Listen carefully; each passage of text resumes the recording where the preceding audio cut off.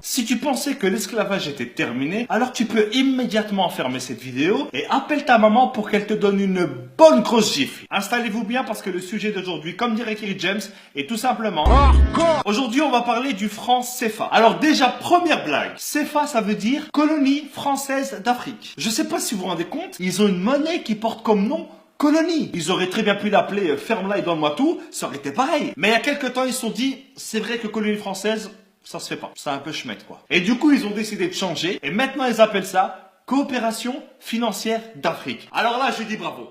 Là, je dis bravo. Là, c'est excellent, c'est excellent. Je pense que ce changement, ça a été le plus gros jeu de t'emmerde de l'histoire. Non, mais parce que changer uniquement le nom d'un truc pareil, ça sert à rien. C'est comme si moi, demain, je m'appelle Jean-Marc. Mais même si je m'appelle Jean-Marc, mon visage, lui, il te donnera toujours envie d'appeler la police. Donc cette monnaie, elle est utilisée dans 14 pays, pour plus de 100 millions d'habitants. Et devinez où est-ce qu'on imprime les billets? En France. Donc la France, à elle toute seule, dans 2 villages paumés que personne ne connaît, fabrique une monnaie dont dépendent 100 millions de personnes. Donc si demain, Jean-Jacques le révolté avec ses copains, ils font grève, parce qu'en France, la grève, c'est limite une religion, eh ben t'auras 100 millions de personnes qui seront peut-être dans la merde. Mais attends, c'est pas tout. Les pays qui utilisent le franc CFA, ce sont les seuls pays au monde qui payent un impôt à un autre pays. Chaque année, ils sont obligés de donner 50% au trésor public français. Déjà que la France, elle exploite à fond et depuis des années les ressources de ces pays. Et en plus, ils doivent donner la moitié de ce qu'ils gagnent à des mecs qui n'ont même pas levé le petit doigt. C'est comme si tu venais chez moi, que tu me volais tous mes meubles et que en plus tous les mois je dois te donner la moitié de mon salaire. Sans parler du fait que hier soir tu avais déjà cambriolé mes grands-parents. Il y a 3 banques centrales africaines qui gèrent l'économie et la vie de millions de personnes. Et devinez qui est-ce qui a un droit de veto dans chacune de ces banques? Ça la France. Donc si un jour un pays comme le Mali décide d'emprunter de l'argent à une de ces banques pour faire un pont pour son peuple, et ben à ce moment-là il y a un mec qui vient du fin fond de Roubaix, que personne ne connaît,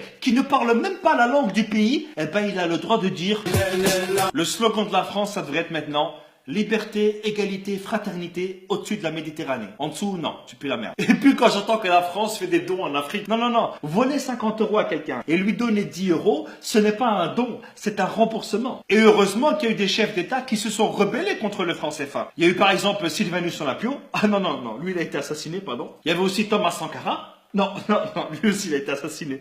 Non. Il y a aussi Modibo Keïta.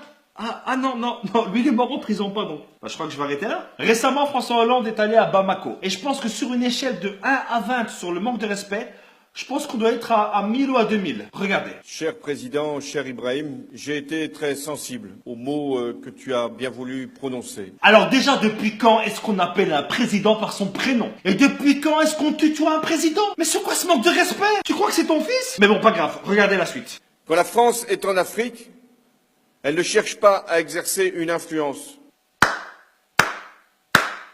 La France ne cherche pas à influencer l'Afrique, mais la monnaie de ces pays, la colonne vertébrale d'un pays, dépend entièrement de la France. Non mais là j'en ai marre, il se fout vraiment de notre gueule ce mec. Elle ne cherche pas à peser sur les choix politiques d'un pays. Quoi? Combien de chefs d'État africains ont été destitués par la France? Et encore moins à capter ses ressources. Non, c'est bon, je me tire, c'est bon. J'ai l'impression que plus c'est gros, plus ça passe. La France, elle est là aujourd'hui uniquement grâce aux ressources de l'Afrique. La France, elle a comme ressource naturelle que le vent et la pluie. Et si la France ne s'intéresse pas à tout ça, qu'est-ce que vous faites à chaque fois en Afrique? Vous savez, à chaque fois qu'un président français va en France, c'est uniquement pour vérifier les stocks et voir si les employés ils travaillent bien. Aucun pays ne peut prendre son indépendance s'il ne gère pas lui-même sa monnaie. C'est pas possible. Je ne peux pas nourrir ma famille et m'occuper de mes enfants si tu voles à chaque fois dans mon frigo et que tu gères mon argent. Le franc CFA, c'est un système qui est mis en place uniquement pour aider le peuple français. Voilà les amis, c'est ici que s'achève cette vidéo. J'espère qu'elle vous aura plu. C'est l'une des vidéos les plus compliquées que j'ai eu à faire. Donc je compte sur vous pour partager un maximum cette vidéo. Parce qu'aujourd'hui, en 2017, il y a encore de l'esclavage, mais économique cette fois. Donc voilà les amis, je compte sur vous. Et n'oubliez pas, comme dirait ma grand-mère, qui vole à neuf se fera d'excellentes omelettes. Ciao! On oublie seulement une chose, c'est qu'une grande partie de l'argent qui est dans notre porte-monnaie vient précisément de l'exploitation, depuis des siècles, de l'Afrique. Pas uniquement, mais beaucoup viennent de l'exploitation de l'Afrique.